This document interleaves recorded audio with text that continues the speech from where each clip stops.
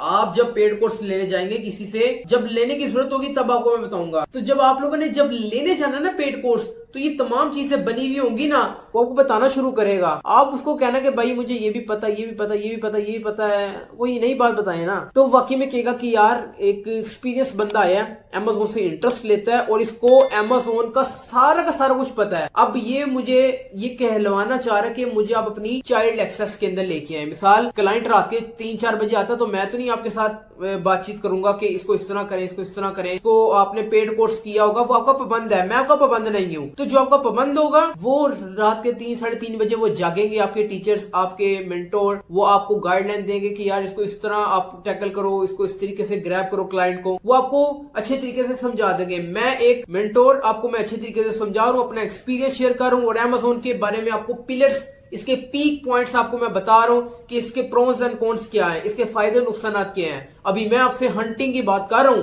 Sourcing, logistic, listing creation, PPC, किसी की बात नहीं हो रही। अभी हम स्पेसिफिक हंटिंग की बात करने जा रहे हैं।